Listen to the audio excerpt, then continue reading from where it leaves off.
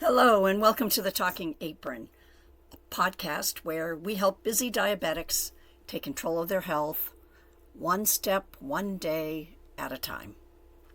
Today's episode is entitled Protein Power Up, the Key to Effortless Diabetes-Friendly Meal Planning. I'm your host, Ann Bernardin, and as a diabetic myself, I know firsthand that managing diabetes can feel overwhelming at times. And so many times I just don't want to care. It's easy to get caught up in that idea that you have to do everything perfectly right. And doing everything perfectly right is really difficult to do over the long term. Are you with me? But what if I told you that it was the small, consistent changes that you make that really make the difference? And in this episode, we're going to be tackling an actionable step, a small change, a different habit that you make and incorporate into your weekly meal planning, food planning, because I don't believe in meal planning. I believe in food planning for your week. That'll definitely help with all those mealtime decisions. It'll help you manage your blood sugar, and it'll help you feel confident that you're doing something good for yourself every single day in handling your diabetes. And this small habit change will help you avoid that overwhelming feeling of needing to do everything right, and instead allow you to build healthier habits over time. Now, go ahead, go grab that cuppa, and we're going to dive in. This episode I titled Protein Power Up, the Key to Effortless Diabetes-Friendly Meal Planning. Specifically, it's about streamlining your dinners, your meals, while managing diabetes by focusing on the power of your protein. And I'll explain how prepping your proteins ahead of time, the small change in your weekly schedule, can save you time, reduce that stress, and help you feel better about making decisions during the week. So, why is protein so important in your diabetes care? Well, protein doesn't cause a spike in your blood sugar like carbohydrates can, and it's a part of any diabetes-friendly meal. And when you pair protein with other foods like carbohydrates, it can help keep our blood sugar level, stable, because it slows down the digestive process. When you have just carbohydrates or sugar in your stomach, then the only enzymes that work for digestion are the ones that help digest the sugar.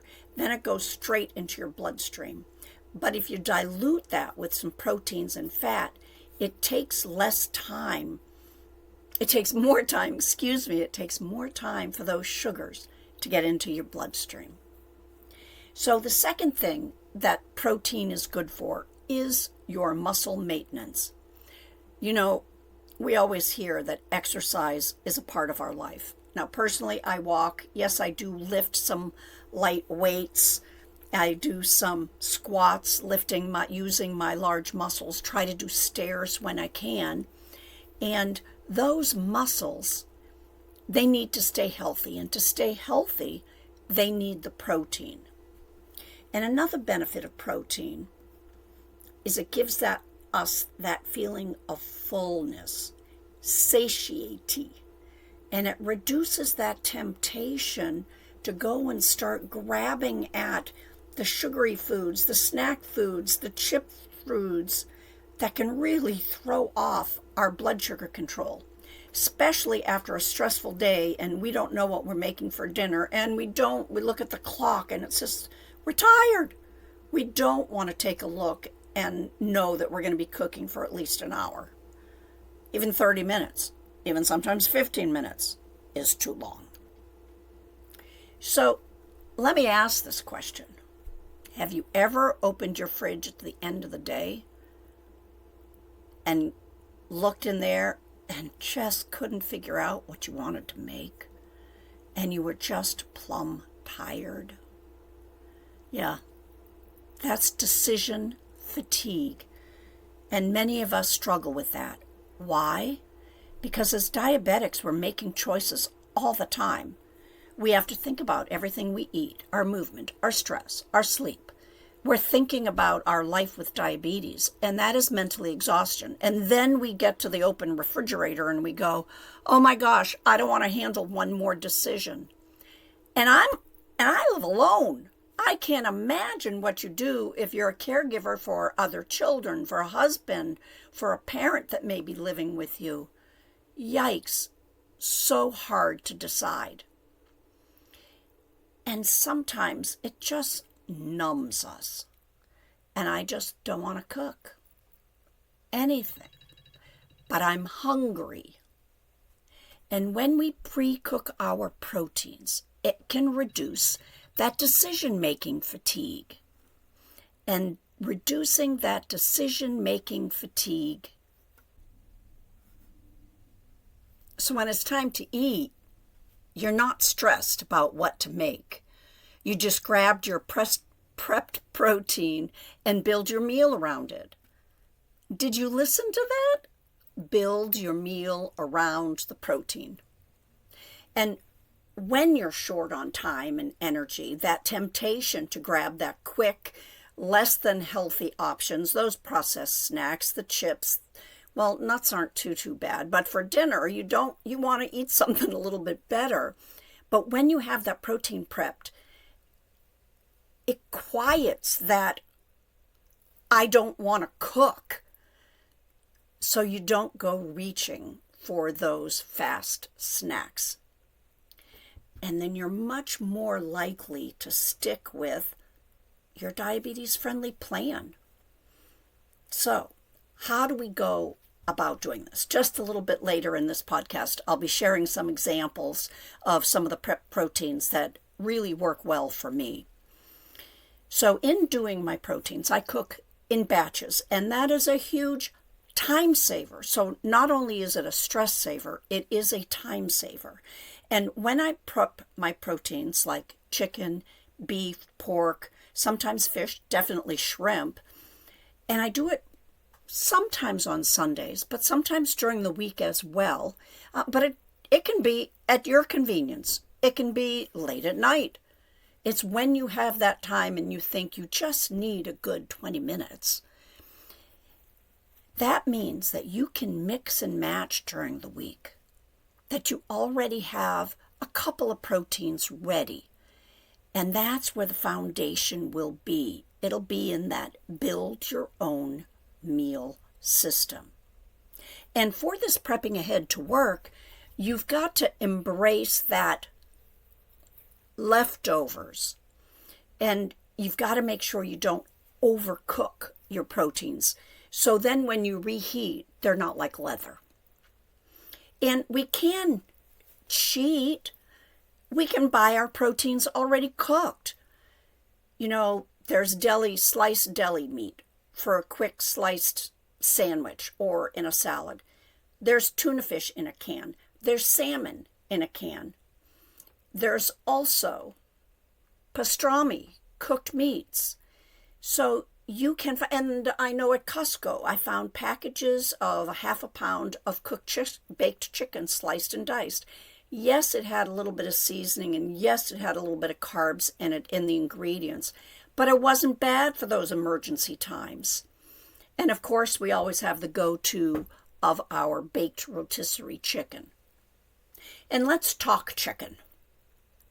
You know, they say baked is best, but you can bake, and I'll season a few pieces, and I'll leave some pieces plain, and I'll do at least 6 chicken thighs at a time. Anything less than that, to me, it's a waste of my time, and it's a waste of the actual electric or energy. So I always do bigger batches because I don't want to cook just one thing. Oh my gosh, that is such a waste. So I do at least 6. And so with the chicken, I can make chicken, sliced chicken in a salad. I can make chicken soup with my leftover vegetables, just chicken broth, season it highly. I can put chicken in a tomato sauce. I can make a chicken salad.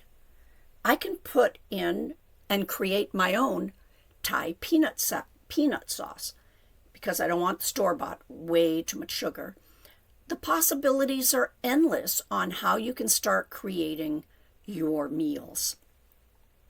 Now for the beef, cooking up a large steak and then slicing it up in servings is awesome.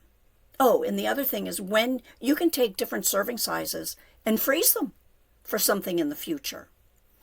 You know, a quick defrost meal. Now, speaking of beef again, I like grass-fed beef, and the steak tends to be pricey. So I make grass-fed burgers. Costco has them already made up, and I cook them to a medium rare. Sometimes I like them less rare, but I cook them that way because then when I reheat, they'll be cooked perfectly for me, which is just a little bit less red and more pink. Then if I want a taco salad, I'll take one of those burgers that's already a size one serving for me, and I'll kind of crumble it up and I'll put in my taco seasoning, stick it in a little water, stick it in the microwave, and I've got taco seasoning. And burgers can then be put in a black and blue salad with blue cheese. I use it for steak, for my steak and eggs, or I just have a plain burger with some side of vegetables. Now, I talked about steak and eggs. Talking about eggs, do you batch cook your eggs? I do. I scramble a dozen at a time, and then I put it in the refrigerator for my breakfast. And I can add salsa to it. I can add chives to it. I can put a little bit of the burger with it if I want. I can have it with my almond biscuit. I can flavor the eggs a little bit differently, but I've made them so I don't have to cook and clean up an egg pan every single day. I just do it once a week. Or with eggs, I make hard-boiled eggs, and those are great for those quick snacks in the middle of the afternoon, or for when I know I have a speaking engagement this week on Wednesday, teaching a diabetes and nutrition class, and I get too nervous beforehand to eat a big meal. So I know my hard-boiled eggs are going to come in handy then, because I'll eat a few eggs, my stomach will be settled, it'll maintain my energy level throughout the engagement, and then I'll be really good to go and be staying with my diabetes care plan. Now, variety is the key with these proteins. Switch it up. Don't do the same things every week, but I do sometimes because I really like the simplicity. It takes away so much stress.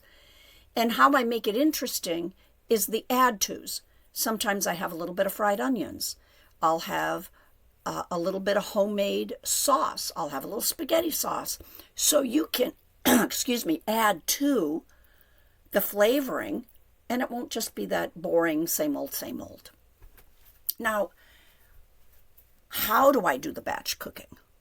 Well, real simply, I just cook them all at once. I've got this great electric grill that I do my burgers in. I've got an air fryer and a crock pot.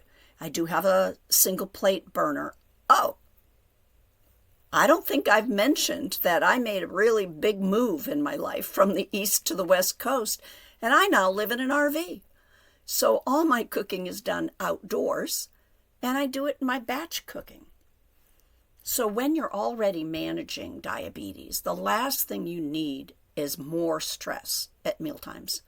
And prepping your proteins ahead of time can make the process feel manageable, not overwhelming. And once you get into the act of planning ahead of time, and it is an action, it's an act. You physically have to do something. It's not just thinking about it. You actually have to do something about it. Once you get into that act of planning ahead, this week is shrimp and pork.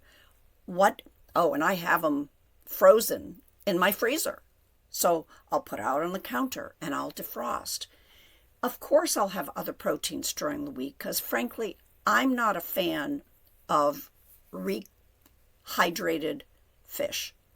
I love my fish fresh, and I'll have it fresh about every 2 weeks, and I'll have canned tuna or canned salmon on those others to make sure I have a variety of, and I have my shrimp, a variety of seafood. But I don't batch cook salmon and then freeze. No, if you're listening, you're not seeing me stick out my tongue and have a funny face. No, black. I just don't like it. So when we batch cook ahead of time, really helps us stay on track with our diabetes care plan. And it gives me such a feeling or a sense of control and ease knowing that that part of my meal is already taken care of. And when you have those good options ready, you're less likely to feel guilty about what you're eating also. And you have more confidence in what you choose. So the next time you're planning your meals, give this protein power-up strategy a try. Your future self will definitely thank you. Now, remember to start small, maybe just prepping just one protein this week, and consistently do that for a few weeks. Or if you're making one pork chop for yourself, cook 4 of them. Freeze the other 2, or have one 3 or 4 days later. Keep doing that consistently until it's a natural part of your week. Now, if you're listening today and you're still overwhelmed with the question of, my doctor said I have to reduce my sugars, and I'm still don't know what that all means, I have a mini guide on carbohydrates, what's about sugar. And you can find the link to the intro to this podcast, and I'd be happy to give it to you. I was a nutrition teacher, and I know all about carbs. So don't fret. Help is available from so many different sources. Now, let's close this up. Close this up by saying thank you for listening today. Thank you 1, thank you 100 people that are listening today. My mission is to make your life easier. My mission is to make my life easier because when I teach you, when I talk to you, it keeps me on track. And I have days that I'm definitely not on track. So next week, let's listen again. I'll be introducing something else, something good for you, probably be holiday themed next week, because we do need to talk about that. But I wanted to make sure you could start getting into the rhythm of cooking those proteins. Until we talk again, keep striving, keep cooking, keep learning, and keep patting yourself on the back for doing a great job. This is Ann with the Talking Apron. Bye for now.